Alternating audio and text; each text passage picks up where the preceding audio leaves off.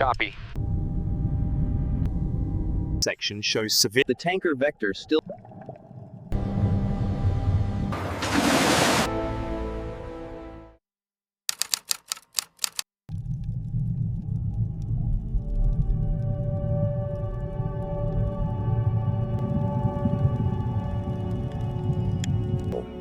In December 1987, more than 4,000 people died when the MV Doña Paz collided.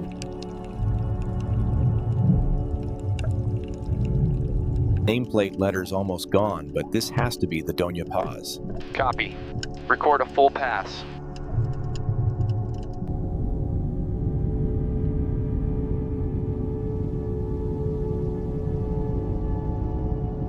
Late 1980s, Doña Paz was a familiar sight in Philippine waters. Some say this wreck should rest untouched. Others ask whether bringing Different ocean, same rule. We treat this like a grave site. We look, we don't disturb. ROV descending to Doña Paz wreck site. Passing 200 meters, visibility looks fair.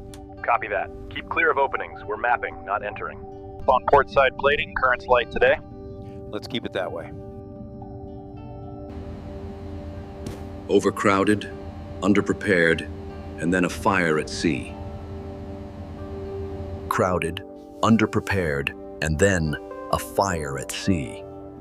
Manifest records list about 1,500 names. Later estimates suggest more than twice that number were actually on board.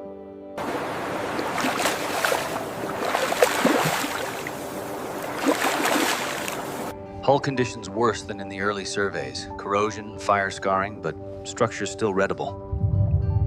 Vectors here too, both stories locked into the same patch of seabed. This rail once carried people heading home for the holidays. Now it carries questions about safety, about oversight. For years, inter-island ferries like the Doña Paz stitched together this chain of islands. Built in Japan in the 1960s, the ship that would become Doña Paz was never designed for what lay ahead. Entered service as an inter-island ferry. Ferries were often run close to or beyond their official limits. On paper, numbers were clear. A licensed capacity, a set of safety rules, a limit to how many souls the ship should carry. Suggested that more than twice the official capacity may have been on. Designed for a limited number of seated Cargo could, in practice, become overflow space for human bodies. By the 1980s, ferries were the arteries of the islands. Crowded, December crossings were especially full as millions. For operators, ferries were business assets. Tons, schedules, revenue. Laws and rules existed, but enforcement, record-keeping, and compliance did not. She became the worst, but she was part of a pattern, not a single freak accident. The 1980s saw a boom in passenger shipping. More ships, From launch to change of flag, to years of routine service, and then one date that would define the ship forever. Of paper, Doña Paz was a set of numbers and categories. Tonnage, class, capacity. 4,000 lives reduced to dots on a plan. An abstract or more than 4,000. Each line was a life. This chapter is not about individual stories, but about scale, the weight of too many lives. A ship's history can be told in steel, in routes, in numbers on a page. Just after 10 at night on December 20th, 1987, Doña Paz steamed northwest through the Tabla Strait. Weather fair, seas calm, decks crowded with passengers on their way home for Christmas.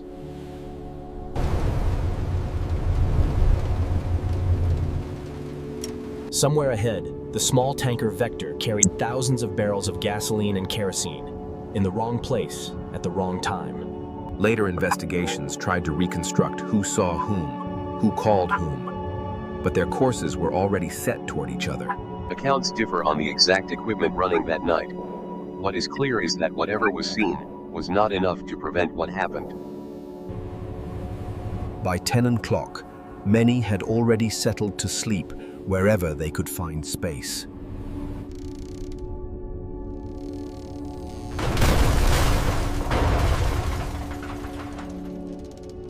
Vector's bow tore into Doña Paz's side. Within moments, fuel poured out across the dark sea. Gasoline and kerosene spread quickly across the waves between the ships, a thin, invisible bridge waiting for a spark.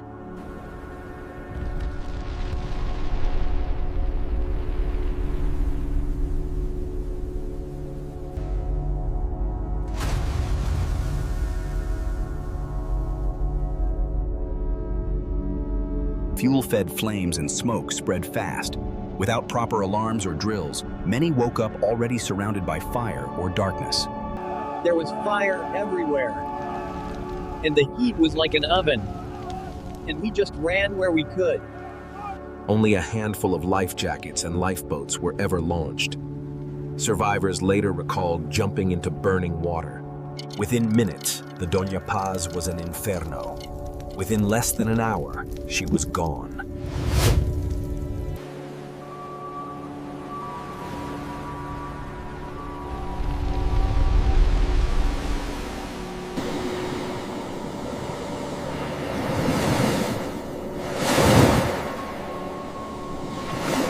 Most who survived did so in the water, not on a boat.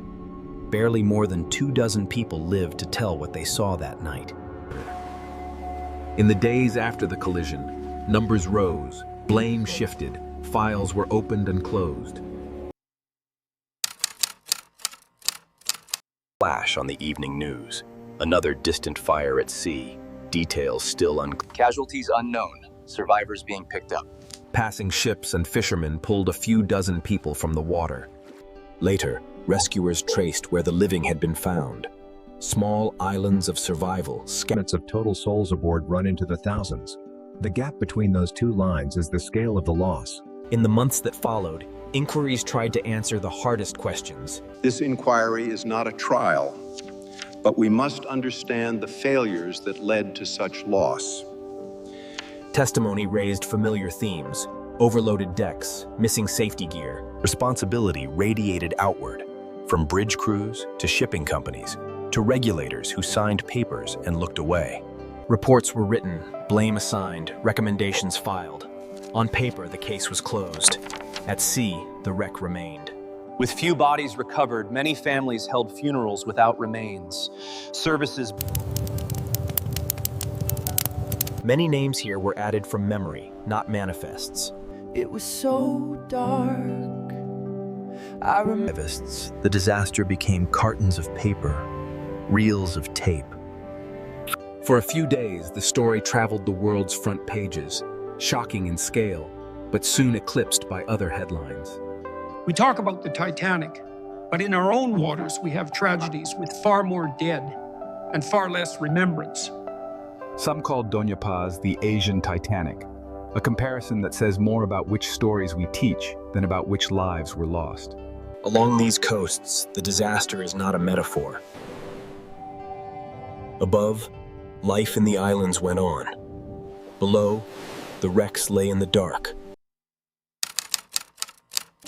Decades later, a new expedition returns to the site, not to look for survivors, but to map the dead ship and the sea that holds her. We'll run parallel lines across the whole area, first mapping the seabed, then dropping the ROV for a closer look at both wrecks. Side scan going in. This gives us the big picture before we send the ROV close. Line 1 complete, bottom's clean, mud, some rock. Wreck signatures should show up on the next passes. There they are. Ferry to the east, tanker to the west, just where the reports say they fell. We can now see not just where they are, but how they lie, how deep in the sediment, how much of the hull still holds its shape. It will slowly go down under the water, and going down, it will go deep under the water. Passing 300 meters, main wreck in sight, approaching on port beam.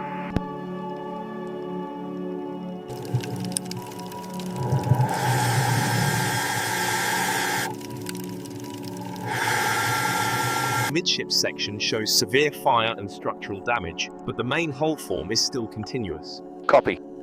Good enough for modeling. The tanker Vector still lies nearby. Its fuel turned the collision into an inferno. But for the lift, attention focuses on the ferry. Despite the damage, the main hull shell is continuous. With enough support, a full hull lift is technically possible.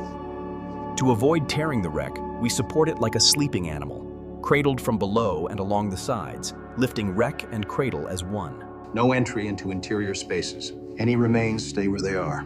We're raising a hull as evidence and memorial, not as salvage.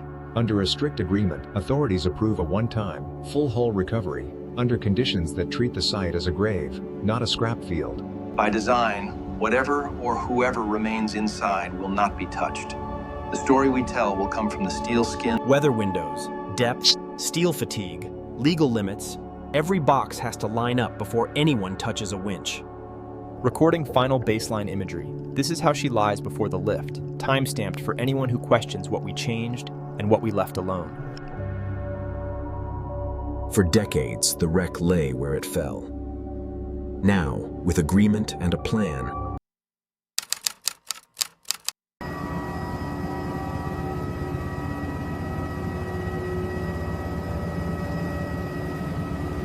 One lift, one hull. If anything looks wrong, unexpected motion, load spikes, we pause or abort. This is a grave, not a salvage yard. Every contact point is padded. We're lifting wreck and cradle together, never the wreck alone. Cradle frames A through F all seated under the keel. Clearance from hull confirmed, no penetration of interior spaces. Keel supports are taking the weight. Hull plates remain untouched, just as planned. All stations, prepare for initial tension. Remember, slow, symmetric, no surprises. Loads ready. Ballast ready. ROV ready.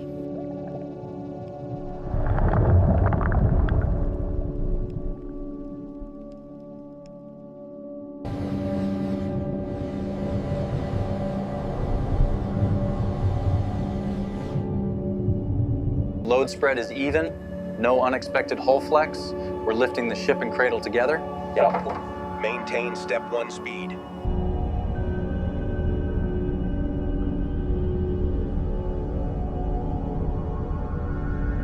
Target pressure. Net uplift increasing. Stand by for surface approach.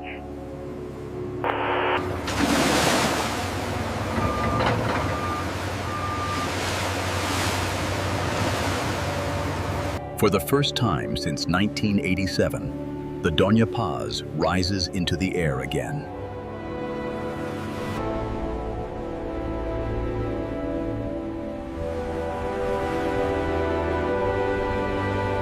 Hard to believe this was on the seabed yesterday, and on the surface once before that night. Bring her 5 meters to port. 3, 2, hold. Ready to set down on blocks.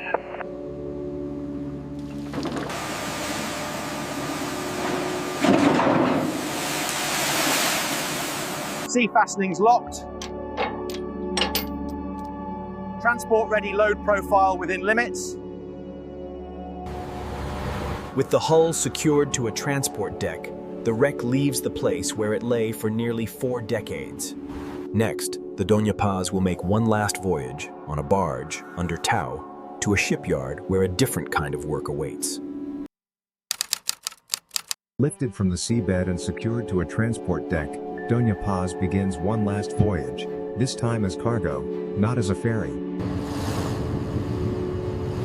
Tow speed 5 knots. Course steady for the yard entrance.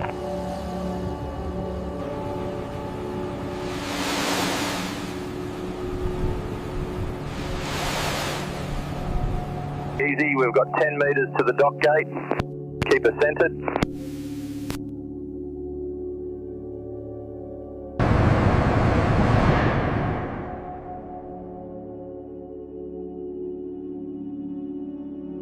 Ballast controlled. Prepare to transfer weight to dock.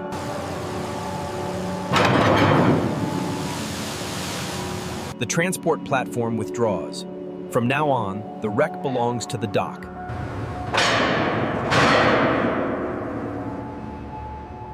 No cutting until decontamination is complete. All runoff goes to collection tanks, nothing back to the sea.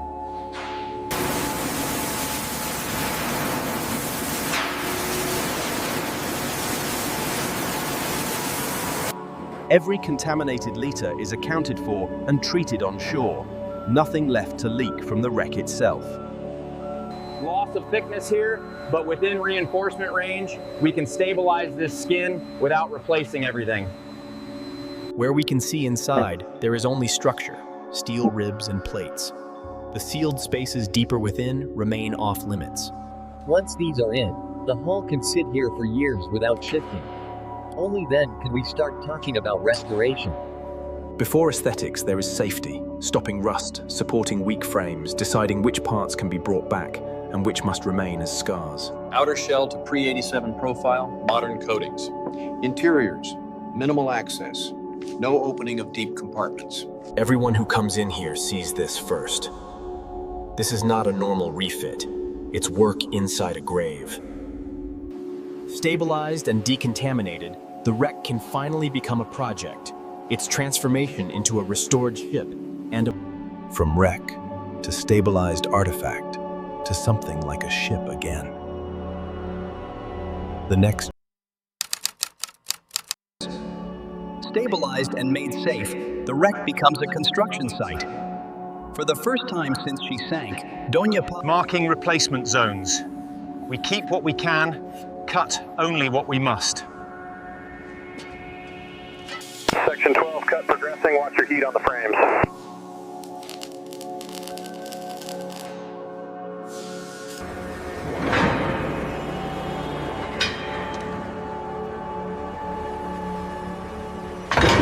But beneath the skin, only steel. Ribs, stringers, decks. The spaces where people once slept. Bring her in 1/2 meter, good. Hold there. Tack weld starting on the top seam.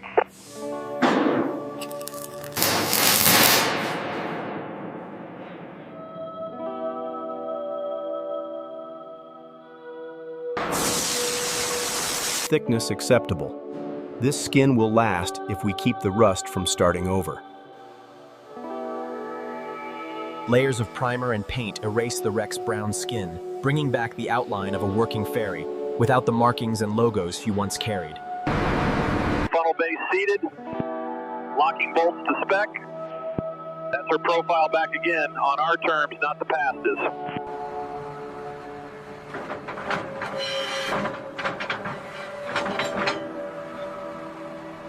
Auxiliary systems online.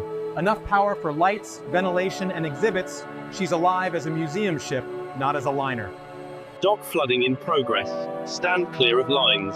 First float expected in 40 minutes. Seven years after she went down, Doña Paz leaves a shipyard again, this time not to carry holiday crowds, but to carry a warning.